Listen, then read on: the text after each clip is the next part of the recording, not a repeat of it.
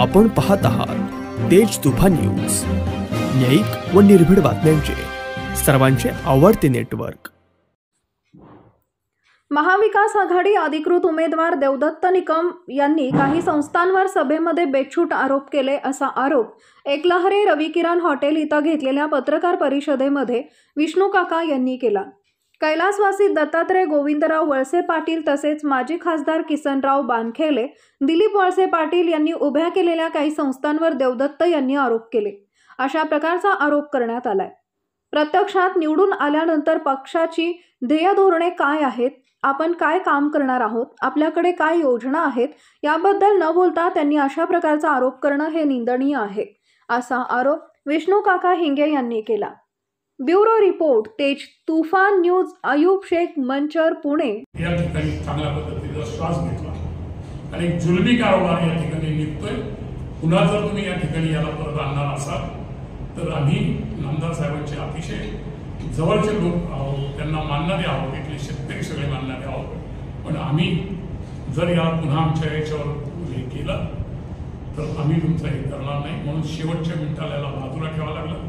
त्याचं कारण आहे की 5 वर्ष चालत असताना या बाजाराने त्यांना कुठल्याही गोष्टी विश्वासात घेतल्या नाही आणि व्यापारी आणि तिथले लोक आपले ऐकत नाही, मग स्वतःच्या अहमपणासाठी मग इथला धनामेथीचा बाजार का बंद झाला त्याचं काही कारणच सांगत नाही। केवळ ते मी माझं ऐकत नाही ना, तुम्हाला एकेकाला या ठिकाणी आणि तो व्यापारी या ठिकाणी अनेक वर्ष, 3 वर्ष 4 वर्ष बंद होता।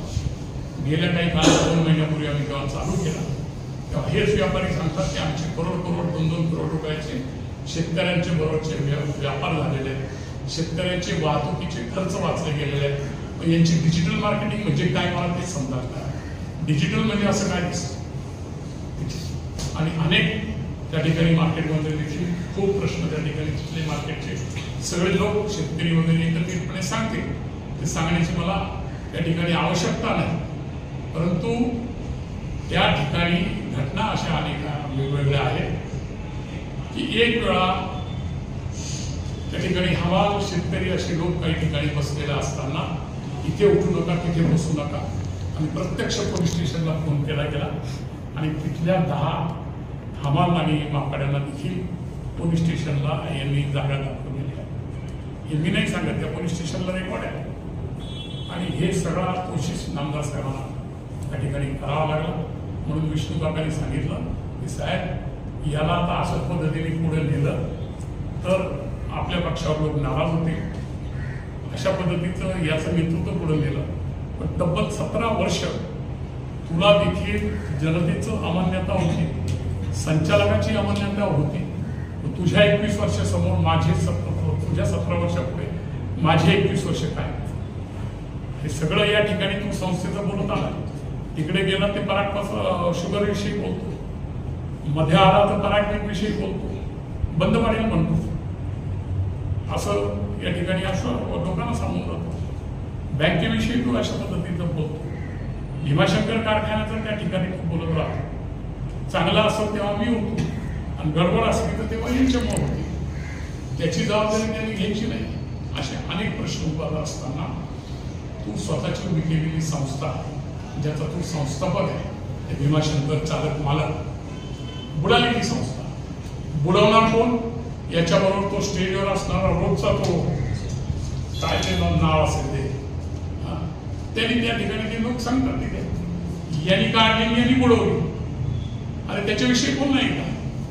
तू जर एवढा सुपरमॅन आहेस, सगळ्या संस्था तू एवढ्या चांगल्या चालवल्यास तर भीमाशंकर संस्था याचा एकदा तर समाजासमोर मान, कुठला प्रश्न मानते त्या ठिकाणी, पण तो एक तुला तसं मानायचं तर नका मानू। पण तुझ्या वृत्तीचं काय? तुला आज बाळासाहेब भेंडे असेल, जितेंद्र शाह असेल, हे या ठिकाणी विष्णू काका असतील, यांच्यावर फक्त व्यक्तिगत टीका करून आमदारकी हा मिळवायची आणि तो उद्दिष्ट असेल आणि लोकांच्या ज्याला मॅनिफेस्टो म्हणतात की आम्ही पुढच्या 5 वर्षात काय करणार हे नमदारांना सांगितलं, यांनी पुढच्या 5 वर्षात आम्ही काय केलं तो पावला नामावला, हा या ठिकाणी लोकांसमोर विचार असणार आहे का?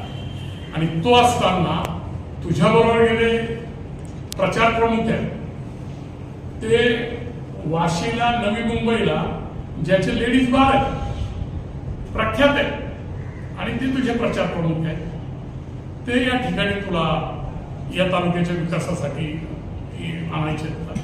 ते तुला पुढे न्यायचे आहेत का? आणखीन काही बोलण्यासारखं खूप काही आहे.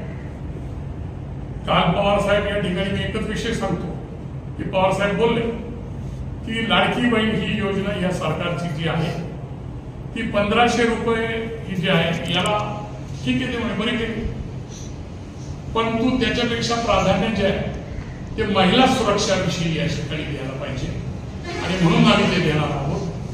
पण मला समजत नाही महिला सुरक्षेचा विषय जो आहे या साहेबांनी अतिशय महत्वाचा विषय हा काढला. कारण मागे देखील मी साहेब गृहमंत्री असताना सांगितलं की साहेब या तालुक्यात नवं पोलीस स्टेशन जेव्हा तुम्ही सुरू करताय तेव्हा एक महिलाच्या सुरक्षेसाठी तुम्ही या ठिकाणी एक महिला सुरक्षा विभाग पोलीस स्टेशनच्या माध्यमातून काढला पाहिजे. आणि हा काढत असताना तुम्ही या साहेब म्हणजे आपल्याकडे कुठे अशा पद्धतीचं वातावरण अशी कुठे आम्ही पोलीस स्टेशनला आहे. पण मधल्या 3-4 महिन्यापूर्वी जेव्हा आपल्या सगळ्यांच्या समोर अकोल्याचे का असताना पण ते आदिवासी बांधव, त्या कुटुंबावर, त्या लहान मुलीवर जे अन्याय आणि बलात्कार झाले ते या ठिकाणी आपण पाहिले, तेव्हा या ठिकाणी बदलापूरला एक न्याय, नागापूरला एक न्याय, त्या ठिकाणी उमेदवार होता की आरोपी उभा होता असा आपल्या सगळ्यांच्या समोर तिथं होता. या उमेदवारांनी हाही गोष्ट का त्या ठिकाणी मांडू नये? तर मी त्याला देखील या ठिकाणी हे त्या घटनेची अनेक बारीक घटना आहेत, अनेक गोष्टी आहेत. पत्रकारांच्या निमित्ताने या ठिकाणी एवढंच सांगेल की 20-22 कुटुंब त्या ठिकाणी राहत असताना ती जी घटना झाली त्याच्या महिला त्या ठिकाणी तुमच्या चॅनलवरच आम्ही पाहिल्या का रात्रीतून 20-25 महिला त्या सगळ्यांना आवडत होत्या. या नेत्याला जाऊन तथाकथित नेत्याला सांगितलं होतं का असा आमच्यावर अन्याय होतोय, आणि ते सगळं बाजूला असताना फक्त त्या ठिकाणी पोलिसांना एकच आरोपी दिला जातो, त्याला बाहेरून बाकी सगळ्या कुटुंबाला बाजूबाजूला शेड आहे, त्या सगळ्या कुटुंबाला कुठून कड्या लावल्या, कोणी लावल्या, पोलिसांना का कधी कळवायचं, त्याच्यात हत्यार कुठली वापरली की तुम्हाला वेळेला. Subscribe now and press the bell icon. Never miss an update.